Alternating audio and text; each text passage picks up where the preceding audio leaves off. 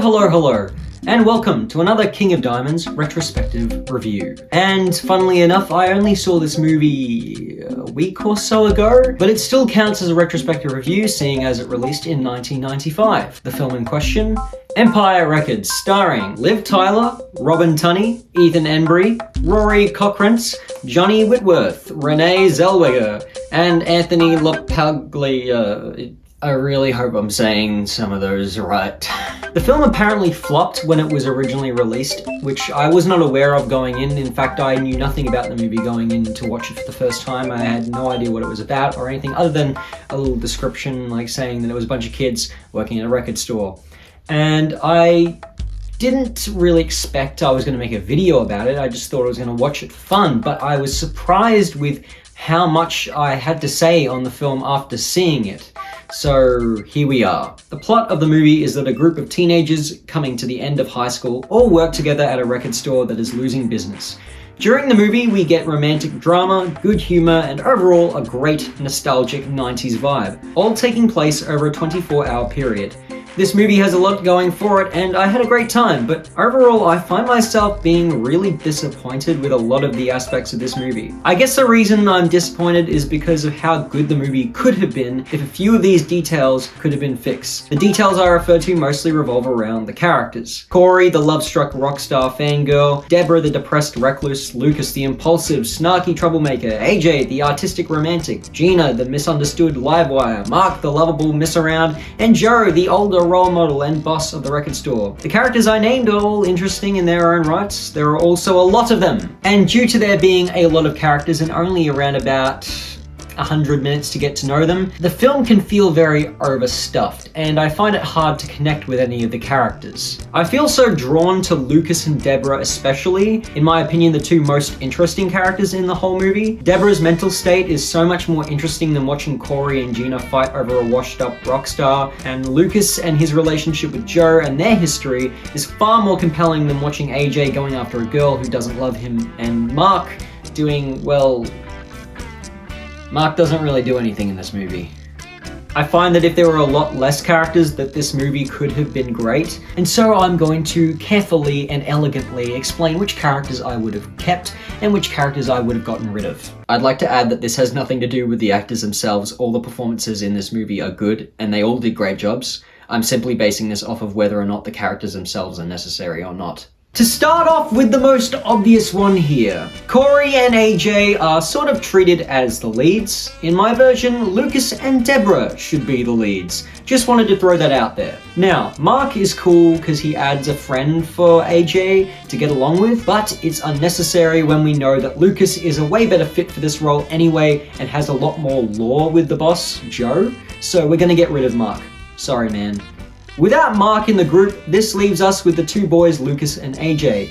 AJ is important because his love for Corey is a driving force for the movie's drama, and he also has an interesting character with cool character traits. And the movie benefits from having a character to root for. The next character we are getting rid of is Gina. She adds nothing to the story in my opinion. Deborah needs a popular girl type character to start off hating and learn to get along with as the film progresses. Right now that's Corey and Gina. We only need one.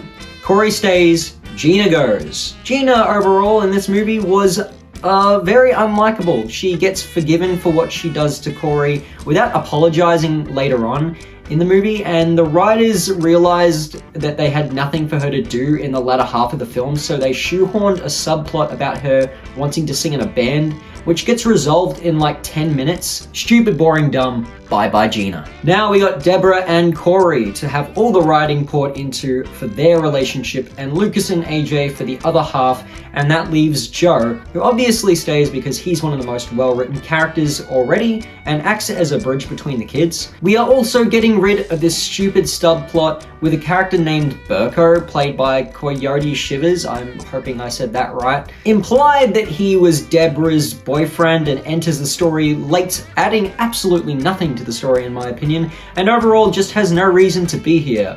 Bye-bye Burko. A subplot with Maxwell Caulfield, the washed-up rock star who visits the record store to be flirted with by Corey and adds tension between her and AJ. The issue with this in the original movie is that AJ has absolutely no clue that Corey is even trying to court Maxwell in the first place. That leaves no tension between them at all, until of course AJ confesses his love to Corey and then he finds out. As Corey isn't aware that AJ is in love with her at this stage, and AJ doesn't realize he has a rival with Maxwell until later in the film, we will still see Corey's stuff with Maxwell play out, but now that Gina isn't in the movie anymore, we won't have that awful scene where Maxwell, does the hanky-panky with Gina, which originally led to Corey feeling betrayed and Gina to reveal that Corey is a speed addict. What? No, thanks. The speed addict stuff is gone too. This movie is trying to overstuff the heck out of itself, and it's making my brain hurt. This time, instead of Maxwell wanting to sleep with Corey, he will give her the "What are you doing, kid? I'm 3 times your age" talk, making Maxwell a more kindly type and not the supervillain he is in the original. Him giving this talk to Corey will wake her up to her actions, and Maxwell, out of respect for her feelings, will leave the story to leave room for Corey and AJ's plot to progress. Having AJ at this point having chosen not to tell her how he feels, knowing that she wanted to be with the old man instead, she approaches him after being told by Lucas or Deborah, interchangeable, that he had feelings for her. So she tells him that she wants to be with him. We'll leave this for the end of the movie, by the way. Now on to Lucas. Now, Lukey Poo over here had a great dynamic with Joe in the original, but it wasn't explored enough to my liking, so this plot will be one of the main driving forces for the film. Lucas still screws Joe over and their drama will still play out, but we will find out more about their past, seeing that Joe is sort of like a surrogate father to Lucas in a way, or at least I felt like that was implied in the original one. In this one it will be more explicitly stated at some stage. Deborah will struggle just as much as she did in the original.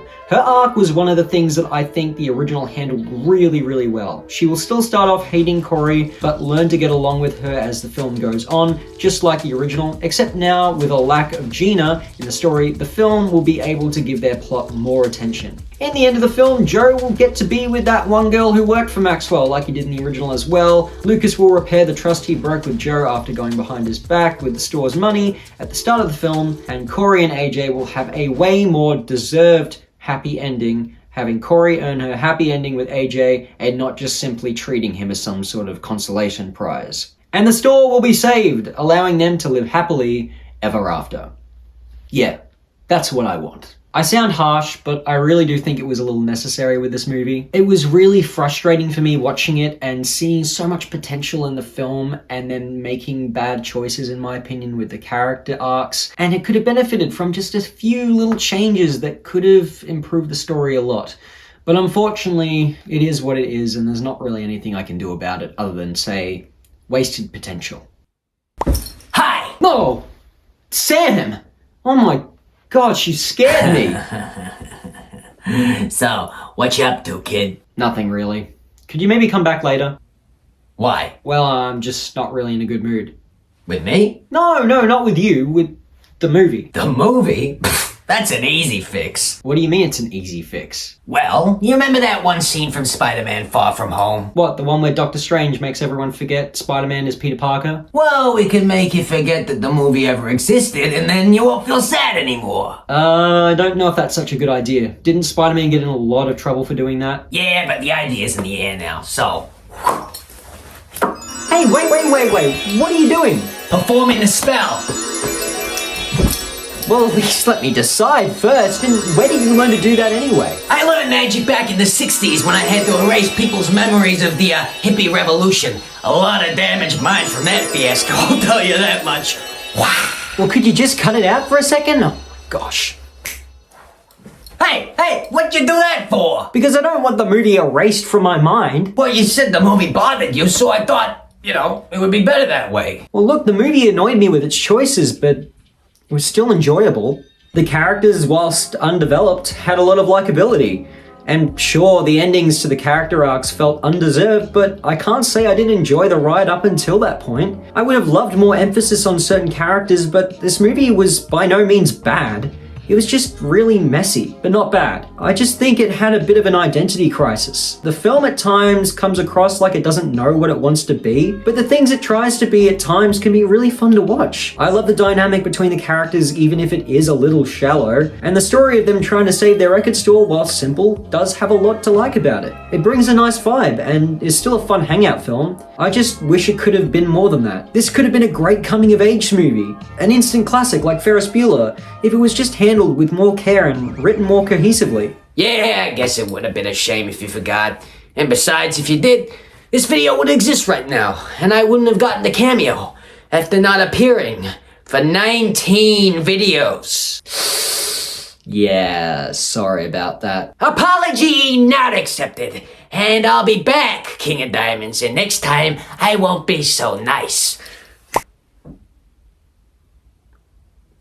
Don't worry, he'll get over it. He just needs some time to calm down. You have horrible movie taste! But yeah, Empire Records is a movie, and it does exist, and you can watch it. Anyway, bye!